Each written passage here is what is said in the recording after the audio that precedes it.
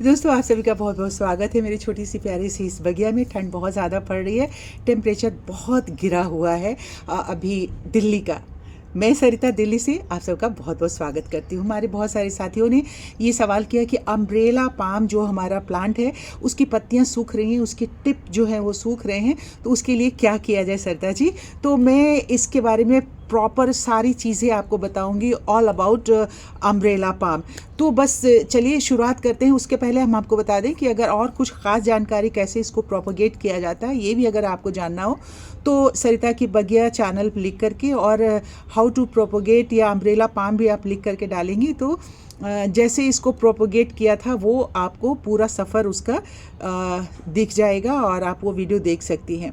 वैसे इस प्लांट को जो आप देख रहे हैं ये प्लांट मैंने इसी साल अगस्त महीने में लगाया था, मतलब अब तो 2025 हो गया। 2024 के अगस्त महीने में मैंने इसकी कटिंग ला करके नीचे पार्क से लगाई थी और तब से इसका सफ़र जो है जारी है। और आप देख रहे हैं कि बहुत ही अच्छा घना घना सा मेरा प्लांट हो रहा है। देख रहे हैं कितना एक जंगल सा लुक ये देता है। तो इसके लिए शुरुआत करते हैं कि किस तरह से इसकी मिट्टी तैयार करनी है। देखिए, इसकी मिट्टी जो है वेल ड्रेन्ड नहीं होनी चाहिए। इसकी मिट्टी आप रेत के साथ मिक्स करके अगर लगाएंगे और पत्तियों के खाद को मिक्स करके अगर आप लगाते हैं तो ये पौधा जो है बहुत अच्छे से चलेगा, क्योंकि इसकी मिट्टी हमेशा मॉइस्ट होनी चाहिए।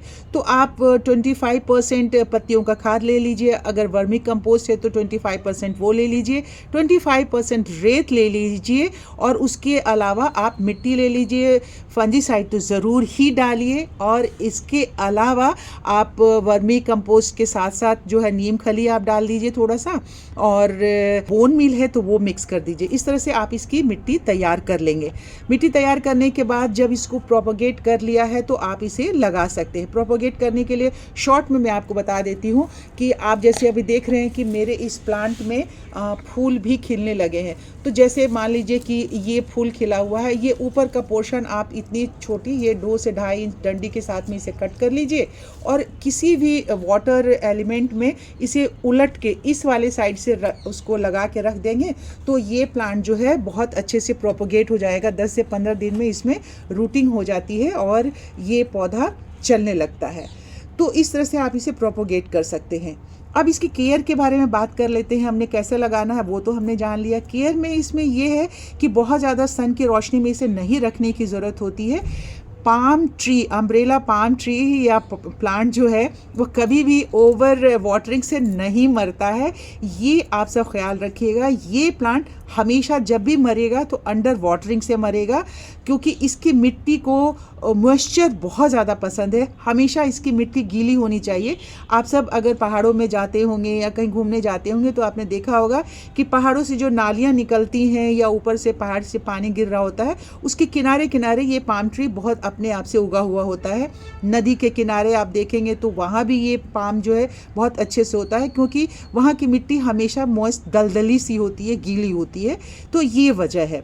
तो ये पहाड़ों पे आपको नहीं दिखाई देगा, क्योंकि पहाड़ों पे अगर जैसे पत्थर हैं तो उसमें ये नहीं आपको दिखाई देगा।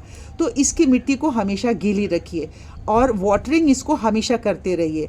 आप चाहें तो अगर कहीं बाहर के लिए जा रहे हैं तो कुछ दिनों के लिए बड़े से पॉट में पानी ले लीजिए और उसके अंदर पानी भर के और इस छोटे से पॉट को उसके बीच में आप रख देंगे तो ये प्लांट हमेशा जीवित रहेगा। हाँ, जहाँ तक पत्तियों के ब्राउन होने का कारण है, इस सीज़न में ये पत्तियाँ इसलिए ब्राउन हो रही हैं क्योंकि ओस की बूंदें जो गिरती हैं वो हमें ये हमेशा भ्रम दे जाती हैं कि इसकी मिट्टी गीली है, पर इसके रूट तक पानी नहीं जा पाता है और ये कारण है कि इसकी पत्तियां सूखती हैं। दूसरा इसका नेचर ये है कि ये जब अपने एक प्लांट को ख़त्म करेगा, जब वो मृत्युशैया पे जाता है वो प्लांट, तो दूसरा प्लांट इसका जन्म लेता है। ये इसका साइकिल है, इसका चक्र है इस पौधे का कि एक पौधा मरेगा तो उसी पौधे में से आपको दूसरा पौधा जो है फिर से जन्म ले लेगा। तो इस तरीके से इसका जो जीवन चक्र है इस पौधे का चलता रहता है। और अगर आपको लग रहा है कि आपका पौधा कहीं से ब्राउन हो गया है तो बस जिस तरह से मैं कट कर रही हूँ इस तरह से कट करके इसे निकाल दीजिए। और अगर सिर्फ टिप आपको नज़र आ रहा है तो इस तरह से आप पकड़िए, ये पकड़िए और यहाँ ला करके इसको इस तरह से कट कर दीजिए। तो ये बिल्कुल छतरी की तरह हो जाएगा और इसका जो ब्राउन टिप हो गया है वो ख़त्म हो जाएगा और इस तरह से आपका पौधा हरा भरा खूबसूरत बना रहेगा।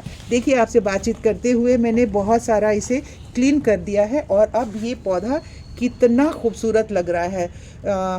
देख सकते हैं आप। तो बस इसके टिप को आप कट करते रहिए और इसकी मिट्टी को मॉइस्ट रखिए, बहुत ज़्यादा धूप में मत रखिए। अगर गर्मी का दिन है तो किसी बड़े पेड़ के शेड में रखिए और तो आपका ये पौधा चलता रहेगा। आपको ये जानकारी अच्छी लगी है मुझे मालूम है, क्योंकि आप सब बहुत ज़्यादा परेशान थे, और अच्छी लगी है तो इसे लाइक कर दीजिए। चैनल सब्सक्राइब नहीं किया है तो जल्दी जाइए, जाके चैनल को सब्सक्राइब कीजिए, शेयर कीजिए। जल्दी आपसे किसी नए सब्जेक्ट पे, नए प्लांट के बारे में बातचीत करेंगे और आपसे मिलने हम जल्दी आते हैं। अगर आपका कोई सवाल होगा तो आप सवाल भी भेज सकते हैं, कमेंट बॉक्स में लिख दीजिएगा, ताकि मुझे एक नया वीडियो बनाने में आप सबकी हेल्प मिल जाए। Okay, happy gardening, bye bye.